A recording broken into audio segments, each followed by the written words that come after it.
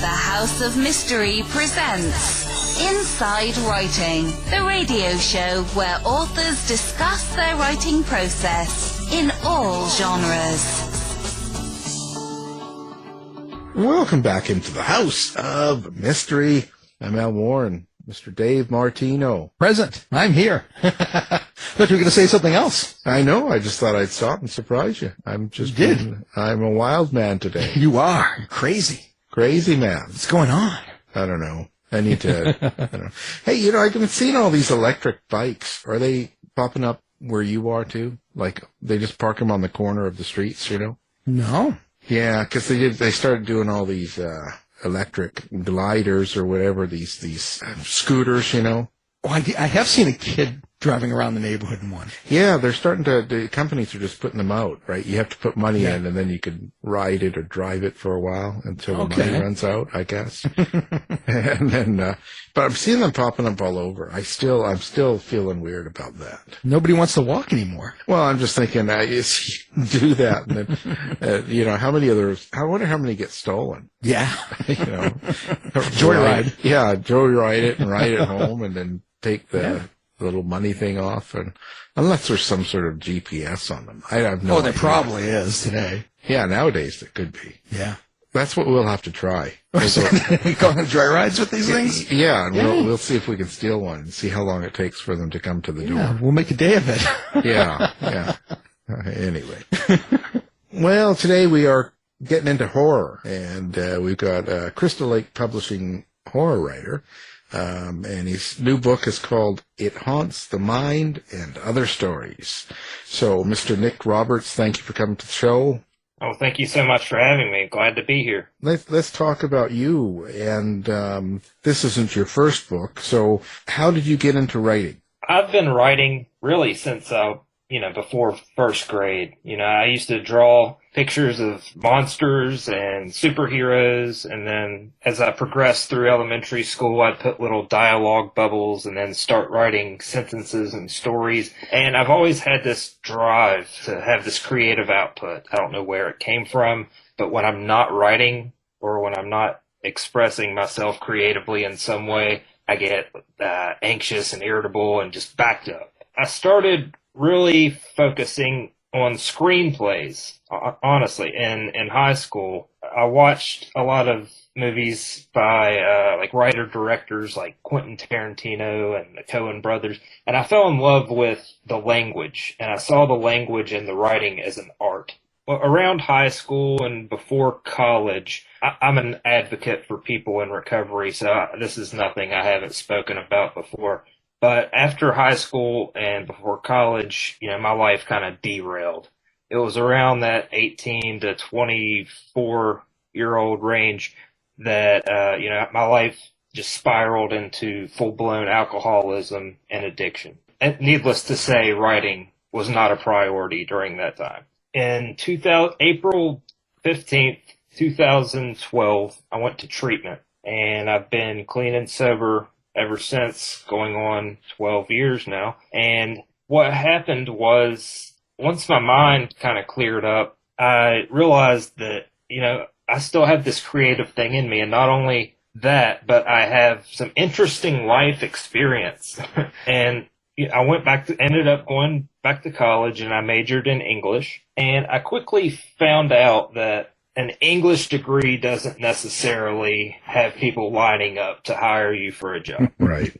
I didn't even have the teaching component attached to it. It was just general English. So I graduated with this English degree and ended up getting married and, having a kid, and realized I needed to, if I wasn't going to be a full-time writer, I needed to at least get a teaching degree. So I ended up getting my master's in teaching. And after going through a rigorous background check, extensive vetting, I was able to get hired on as an educator. Ended up getting my master's in teaching and my doctorate in leadership studies. So along the way there, I had met a friend in the English department, the only other male in that English department in college, and he was a Marine.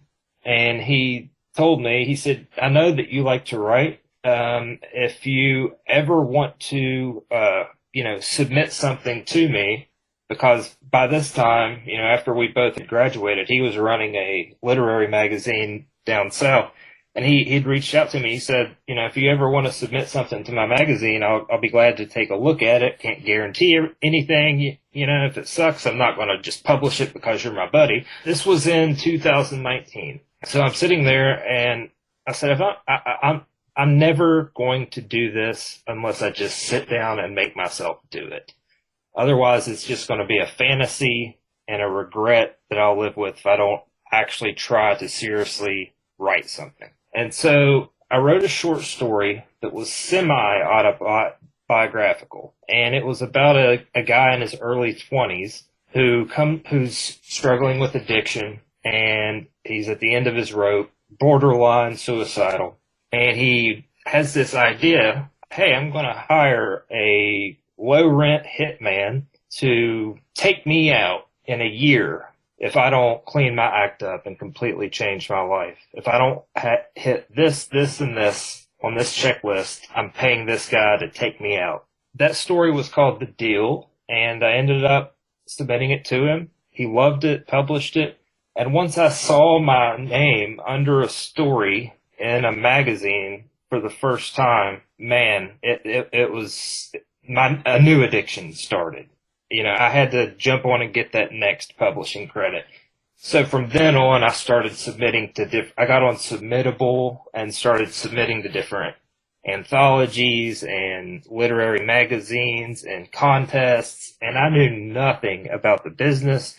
I just wanted to get my work out there and get as many credits as I could. So that's really how I got into getting my name out there before I started my first novel. Yeah. I did the same. I was submitting to porno magazines and they kept turning me down. Said I was too Were the pictures included? Yeah, and I thought for sure that would be it, but they said no.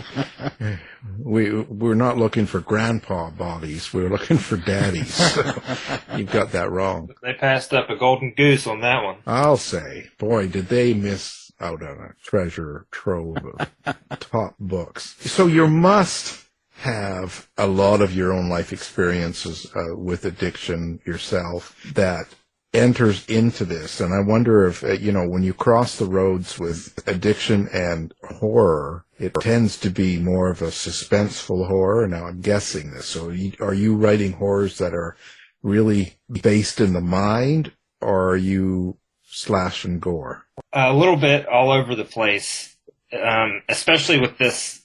With my short stories, I'm all over the place. I've written stuff that's not horror. It's still dark in terms of theme and tone and what the story's about and the subject matter, but it's not horror. I've written, just straight monster fun type of horror. My novels, the two that I have out right now, one of them falls into that category of, more mature themes, psychological horror. It's definitely scary. It definitely has some gore in it. But it's by no means, like a splatterpunk or extreme horror or anything like that. But my second novel, The Exorcist House, the one that kind of blew up last year, that's the one where I set out to write a quote-unquote fun horror novel. I wanted it to be like I described it as a roller coaster ride through hell. I wanted people to, get the feeling like they were watching like a Conjuring type of movie, or, sitting around a campfire telling scary stories, and that bonding feeling you get with other people of experiencing something spooky. So, I write the full range from, as serious and sad and, mature as I can get, to as fun and creepy and just balls to the wall scary as I can. You seem to have come of age after the horror boom of the 80s and the early 90s. So I was just wondering what attracted you to horror and to dark fiction in general. I guess what attracted me to horror, my first exposure to it, I guess, would have been R.L. Stein's Goosebumps series, and then the scary stories to tell in the dark books. I loved the imagery in those books, especially terrified me, those drawings. And then, I was a Blockbuster baby, so I used to love sneaking away from my parents in Blockbuster and roaming the horror section because I loved the VHS covers, which eventually turned into DVD covers. But I can still vividly recall, the ones that just jumped out at me. And that being in that aisle of Blockbuster surrounded by all that scary looking stuff just made me feel like I was in an adult world and seeing something I wasn't supposed to, and it just naturally drew me in. Not sure why. Maybe being born in October and naturally looking forward to the spookiest month of the year has something to do with it. I think what really, the biggest influence on my writing and my full focus being horror was experiencing watching the Exorcist when I was about 12 years old. Watching that movie not only terrified me, I had to turn away at multiple parts, but something stuck with me about that story.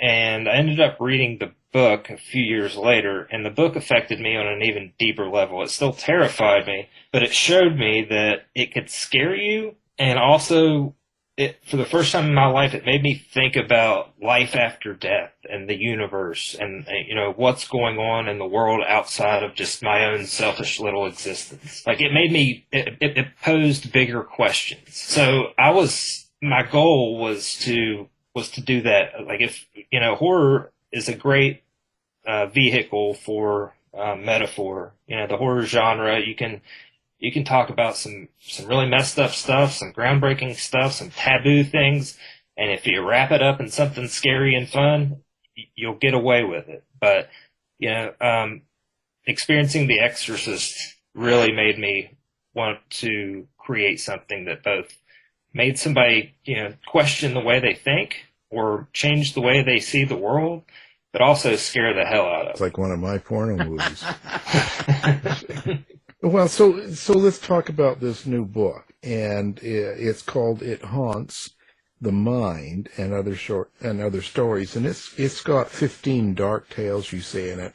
What is it that ties these 15 tales together in the book? The title, "It Haunts the Mind," that comes from a line in my book, The Exorcist House. It's probably one of the more famous lines because it's sort of a plot development as well as being just regular line of dialogue. But I have a short story in that collection called "It Haunts the Mind," and it's set in the world of The Exorcist House.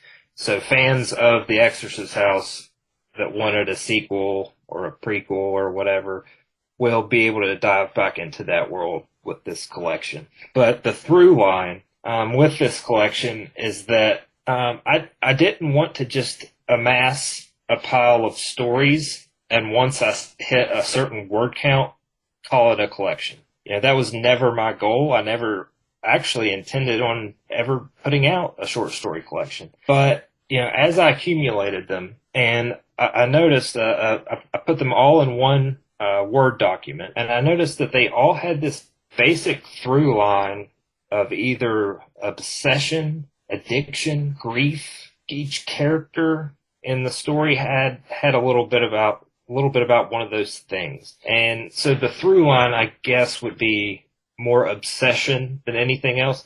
Now, there are 5 stories in there that are not horror. 10 of them are outright horror, but I believe the 5 that you would not find in a horror anthology are the ones with the most horrific content in them, because they deal with real things, real tragedies, real horrors in life. They still weave into that collection through the thematic elements of obsession and addiction, redemption, all those fun, happy-go-lucky themes. It seems like it means a lot to you, like there's a lot going on. It's not just off-the-cuff sort of wild horror here. So is there in actuality a meaning or a subtext to each of these stories and overall that you want people, the reader, to take away from the book? I'll say that there are probably 2 in there that I hope the reader takes something or gets the message I'm trying to convey.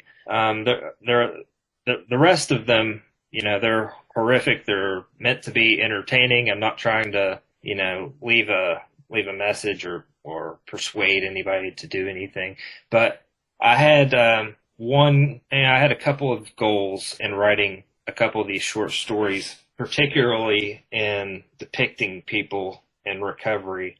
And, this, kind of differentiating someone who's sober and hating their life because they feel like they're missing out on alcohol or their drug of choice versus someone who is sober and is happy to be sober.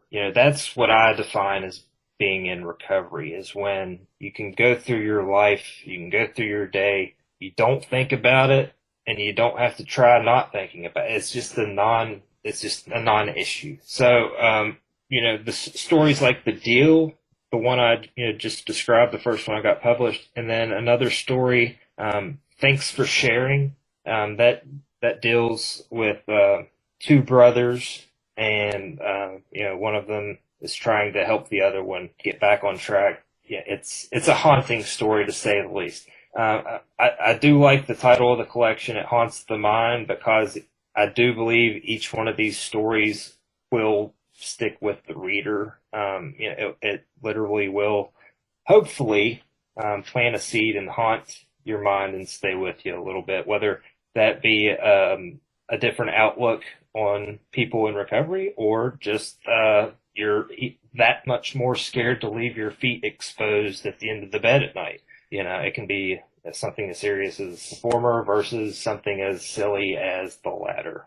Yeah, I find that the best horror stories kind of resonate with you after reading it, when the lights are off later on. But I was wondering, do you consider yourself a natural short story writer or a natural novelist? Do you have a preference? Definitely novelist, because I find in my short stories, I know they're short. So being an obsessive, workaholic type, I want to get to that word count quickly. So I feel like I can sometimes rush through my short stories. And once I'm nearing that word count, especially if it's for like an open call, or if I've been invited to contribute to anthologies, which has been happening a lot recently, I find like once I'm safely at that word count, I'm free to wrap up the story whenever I want. And my people that I trust to read and give me honest feedback before I send it out to the world, they'll point out, they'll say, Nick, this, I was digging the story, and then you just it was abruptly over. I wanted more out of it. So sometimes I'll go back and change it and take a look at it. Other times, if I think it works, I don't have to accept all of the feedback. I just have to know, what applies and what doesn't. But in writing novels, I've found it much more enjoyable because of the routine that I've set up. Currently, I teach middle school, and I've taught high school. And over the summer, I have, basically a couple months, 2.5 months to write. And what I'll do is, on an ideal day, and keep in mind, I have 3 kids and a wife. So on an ideal day, I'll get up, I'll exercise, and then I'll sit at my MacBook and not get up until I've hit at least 1,000 words. And, when I wrote my first book, I just Googled how long is the average horror novel. And it said, between 75 and 90,000 words. So I said, okay, if I sit down for 3 months over the summer, write 1,000 words a day, I'll have a manuscript. And that's what I did with my first one. And I was I was very disciplined about that. And, it got to the point where if it got later in the day and I hadn't written my 1,000 words, I would get so freaked out, like I was letting myself down. And, I drove my family crazy with it. But I finished it and thought the hard part was over. I thought because I had written a manuscript that publishers would come knocking on my door and would sell it and make all kinds of money. And of course, that is not the case. The hard part was just beginning. Right, the editing and submitting and all that stuff. But you were talking about Yes. You're talking about anthology submissions and being invited by an editor. I was wondering, do you find it easy to write on demand like that when someone gives you maybe a prompt? Because a lot of these anthologies have themes, and they'll say, okay, I need you to write something about this or that. And I find that, that I'm like, oh, I have no idea. I don't know what I'm going to write. Do you find it easy to come up with these ideas and concepts on demand, or is it a struggle? It really depends on the theme. Like, quite a few of them have been just open horror to where I could write whatever I wanted. And a couple of them that I challenged myself because I wasn't interested in that subject matter. I felt like it had been done to death. So I said, well, if I don't think it's good enough, if I'm tired of this genre, then I need to put up or shut up. So I kind of put it as a challenge to myself. For example, I got invited to this anthology called Vampires that Kevin J. Kennedy is releasing in the next month or two. And it's, me and a few other guys, and that was the only prompt, write about vampires. And I have no desire to read anything about vampires anymore. I love 30 Days of Night. I love Let the Right One In. There are the original Dracula, but I'm just not a huge vampire guy. So I took it upon myself to write a vampire story, put my own spin on it, and see if it works. And the same with this other publishing house in Brazil. They actually reached out to me. They were putting together a collection. The title of the anthology was 1977, and the theme was Giallo-style horror. So I'm a huge Italian horror movie buff, and I love all of the 70s horror movies from that era. And I thought, that's such a visual medium. The movies, the Giallo movies, Suspiria, anything by, Dario Argento, those are visual. The color palettes, the music. So can I challenge myself to write something as visual and make you hear that music, that score that's such an important part of those Giallo movies? Can I do that? And personally, I don't find slasher stories to be scary. And my goal is to write scary things, to scare the reader. So that was my next challenge. Can I write a Giallo story slasher and make it scary without making it be exploitative and something that's been done to death? No pun intended. Is there a particular story in this collection that is, let's say, your favorite or the one you're most proud of? The one I'm most proud of is, it's going to be a two-part answer. When people ask me what story, what's the scariest thing I've ever written, or what's the most disturbing thing I've ever written, I always say it's this short story that I submitted to an anthology really early on called Grandma Ruth. And I found it so disturbing even as I was writing it, because, grandmas are supposed to be our, sweet old ladies who likes to, give us candy when our parents aren't looking. And, they're the epitome of everything that is nice and sweet and right with the world. And in this story, it's just so dark and disturbing. It still freaks me out, certain passages of that. Now, having said that, the story I'm most proud of as a writer is another one of those challenge stories. I was never a fan of, or I shouldn't say I wasn't a fan, I was never a reader of horror westerns. So when I saw this open anthology for, it was Silver Shamrock Publishing, they put out an open anthology called Midnight in the Stagecoach, and it was for horror westerns.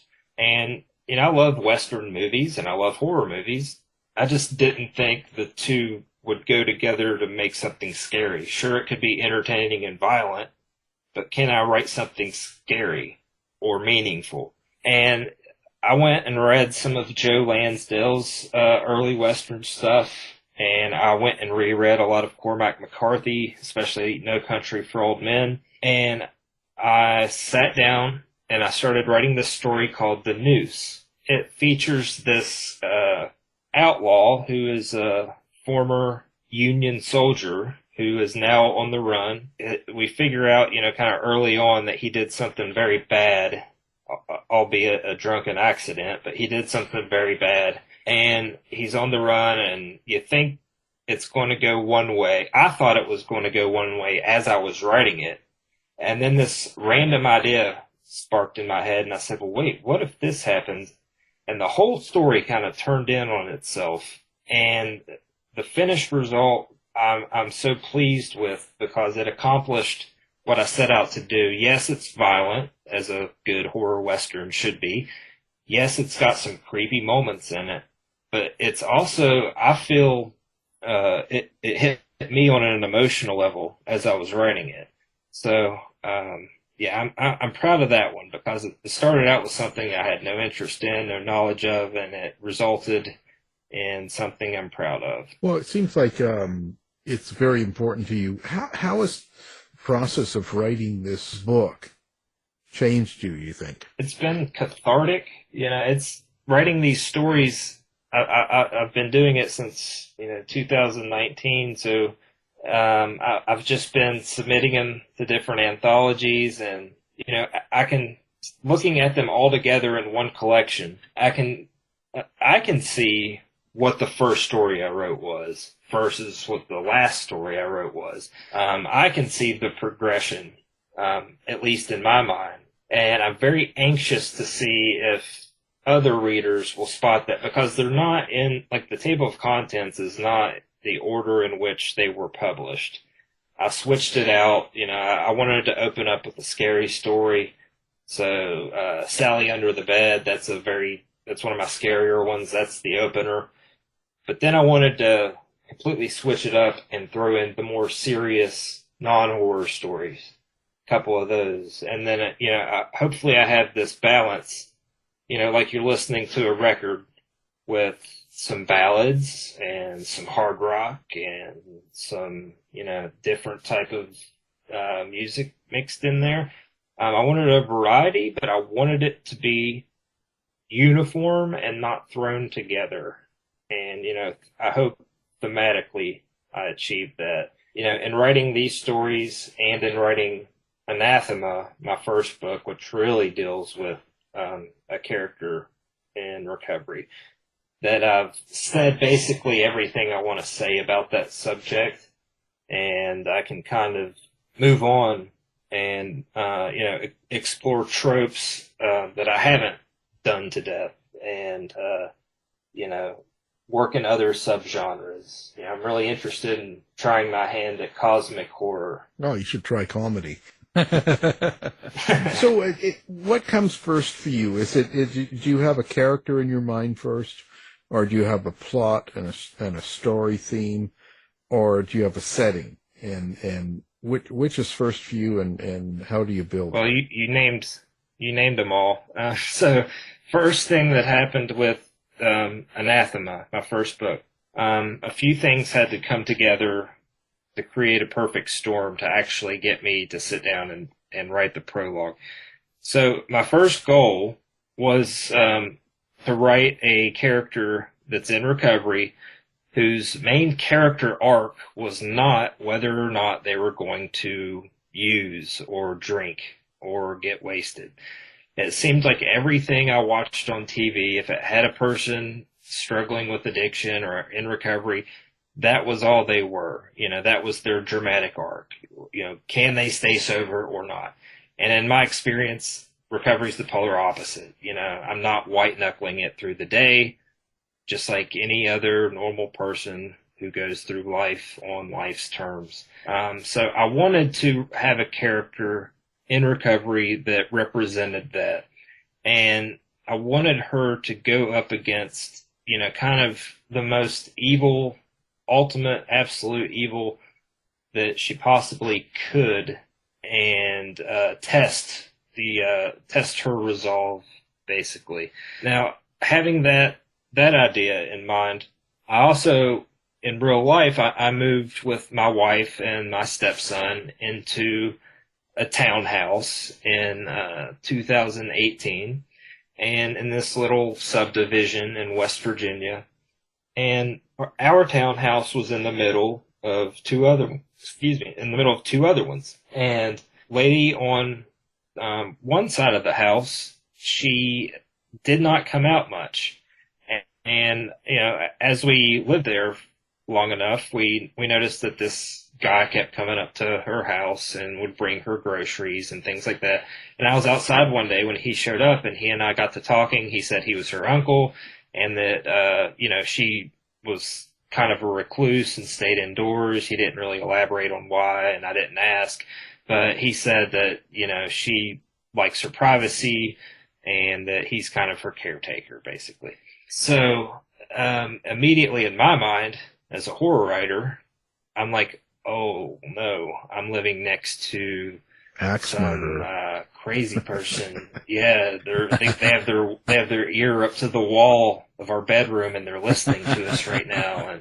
And so that was my setting. And I was delivering pizzas at the time while I was in school, and I had those two ideas. I had the setting, I had the character. And then as I was delivering pizzas, Led Zeppelin's song "When the Levee Breaks" came on the radio, and just that slow drum build up and the lyrics of this impending doom, this flood that's coming. I said, that's the structure of the novel. So I sat down and I wrote the prologue, and I think the prologue's like 3,000 words. I mean, I sat down there like a machine and just cranked it out until it was done. And I said, I'm going to write 1,000 words in chapter 1 tomorrow. And, that's kind of how Anathema came to be. And, the basic plot of that is that you have a young couple with a history of addiction. They have a rocky past, and they have a young son. They move into a townhouse, and their neighbor has, they learn from another neighbor that they have a reclusive neighbor who has a degenerative brain disorder, and she doesn't come out much, but she has a caretaker. Now, after they've been there for a few days, they start to notice things in their house are missing. Items that were placed in one spot aren't there anymore. And then their young son starts to talk about a new friend he has who visits him through his bedroom closet door at night. All hell breaks loose from then on. Right. Their underwear starts going missing. Well, what's your relationship with your characters then? And I ask that because so many of our guests will say they hear their voices, they see them, they hear the dialogue, they consider them like friends, children, family, all sorts of stuff. Now, do you have any of that going on with you? I've noticed it with I signed on with Crystal Lake to write the sequel/prequel to The Exorcist House. And it's called The Exorcist House Genesis, and it comes out in September 2024. I actually just wrapped up my 1,000 words, earlier this morning, and I'm writing most of the same characters for the second time. And as soon as I sat down and got back into this family and had them start talking to one another, it was like I was hanging out in a room with old friends, and the dialogue it just came out so naturally. It was just such an easy experience, just jumping back into a world where I had already established these characters versus, something where I'm, a short story where I know I'm not going to be invested in the characters for a long time, but I still need to, make the reader care enough about the character to where if something bad were to happen, they don't want to see that happen. I think that's a fault of many, not only novels, but a lot of movies, and I love horror movies, but that's a fault there, is that the horror lies in caring about the characters and not wanting to see the bad things happen to them. Like, I feel like if the creator, the artist can achieve that, then that adds a whole level, not just horror, but of terror and suspense. So when you have all that working for you, you know, you can crank out something like The Shining. You can crank out Pet Cemetery. You know, so character is very important to me. I'll just, I guess, leave it at that. Well, do your characters ever surprise you? Do they take over? Do they ever kind of take over the plot and maybe go off the rails and take you into areas that maybe you don't want to go? Yes, absolutely. Because I don't plot out my novels. The way I've described it before is that when I sit down and I start writing, I kind of almost close my eyes and imagine the scene like I'm watching a movie. And I kind of just do my best to dictate the sounds I'm hearing, the sights I'm seeing, what's being said, how everyone's feeling and reacting. And I try to just type all that out as quickly as I can, like I'm watching a movie. And people have said, you know, my books read very cinematically. And I think that's because I started out writing screenplays where it's very minimal description of the scene and then it's a lot of dialogue. And so that's kind of how my novels read. I'm under no impression that I'm going to be this great prose writer, you know, where people study my, you know, I'm not going to be Cormac McCarthy. I'm not going to be Bret Easton Ellis. But if I can write something that's going to be, you know, fast-paced, engrossing, make you care about the characters, scare you a little bit, and maybe plant a seed in your head, then I feel like I've succeeded. But in not plotting and being what they call a pantser, I will have characters, you know, mid-conversation, a character may say something that completely alters the scene. And then in my mind, I'm like, oh, well, if they just said this, then this can happen. I'm going to make this happen. So, for example, I was writing a scene in the Exorcist house where it's, you know, it's probably about a third of the way into the book. And, you know, this couple who are in love, you know, that was one thing I wanted to have in the Exorcist house, was having a married couple that's not like a bickering mess to watch. You know, I wanted them to, you know, being a family unit, happy to be around each other. So once the evil stuff starts happening and you see them start to turn on each other, it's that much more traumatizing. So I had Daniel, the husband, the character, he's had a few beers and he just, you know, offhand remarks something very bad to Nora, his wife, and it's one of the more shocking scenes in the book, because it just comes out of nowhere, and it has nothing to do with the horror or the terror that's in the book.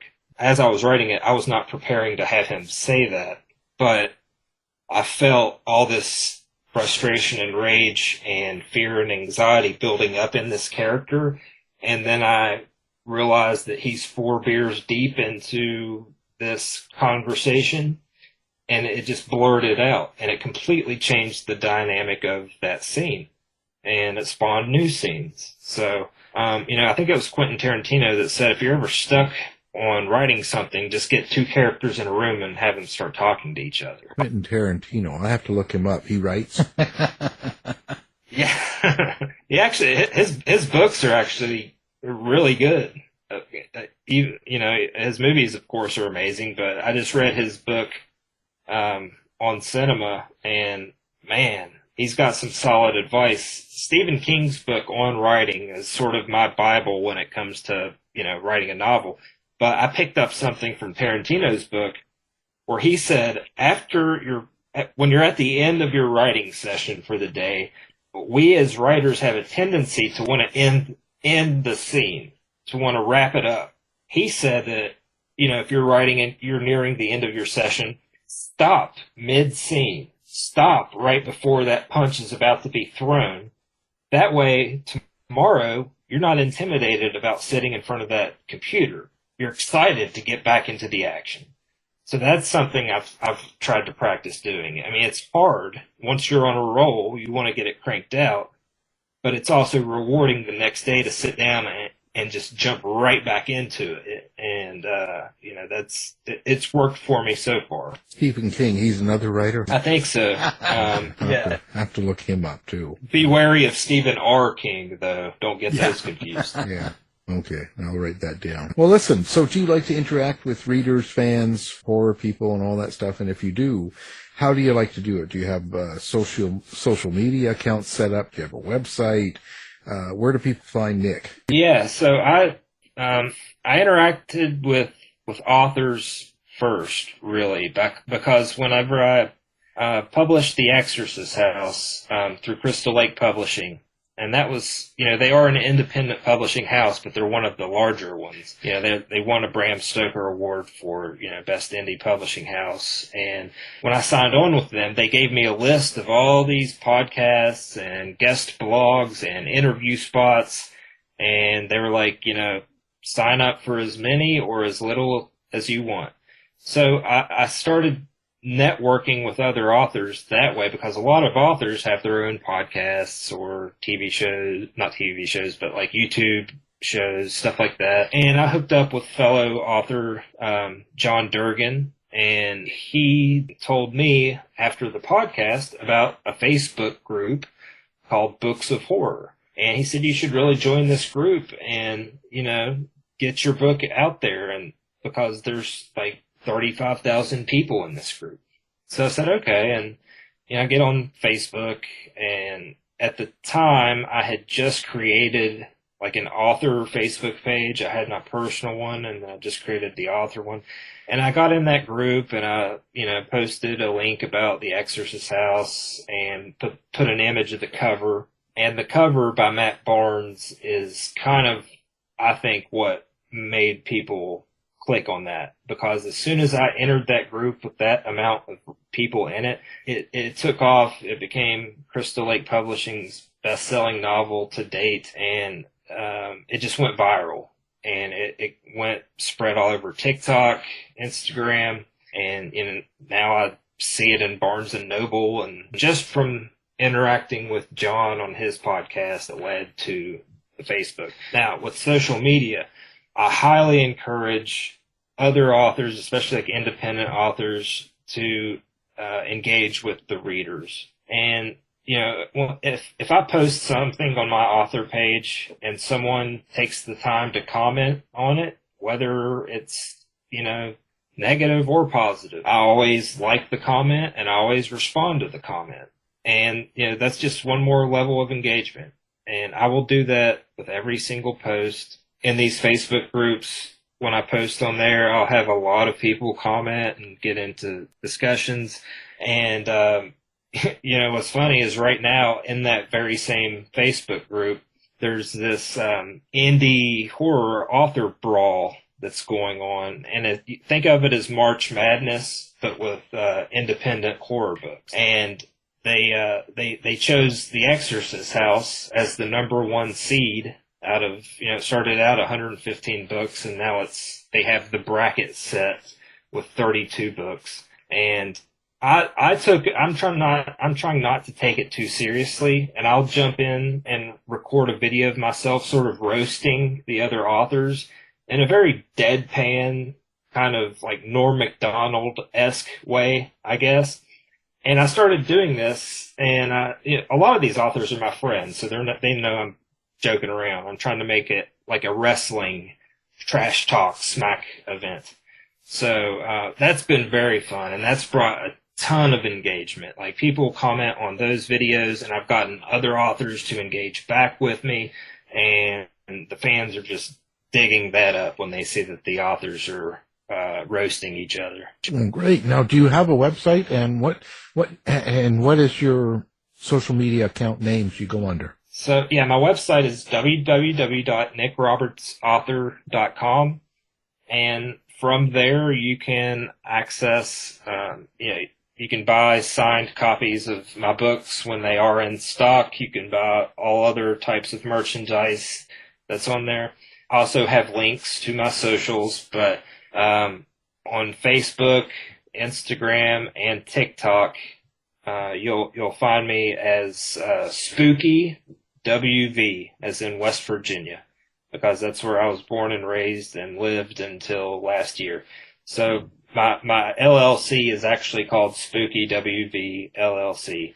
So if you want to find me on any social media, it's Spooky WV, and then on Twitter it's different. It's N Roberts 9859. Not hard to find. No. Okay, perfect. We'll have everything up on our website so people can find you with one click, and we appreciate you being here. Now, the book we were talking about, or your latest book, is called It Haunts the Mind and Other Stories, and the author of that is Nick Roberts. Thank you for being here. Thank you so much for having me. It's been a pleasure. Thanks, Nick. You've been listening to the House of Mystery radio show. To find out more about our guests, hosts, or shows, go to www.houseofmystery.com. Show's over for now. Was it as good for you as it was for me? Yeah. Good night. This has been a production of Something Weird Media. I'll be back.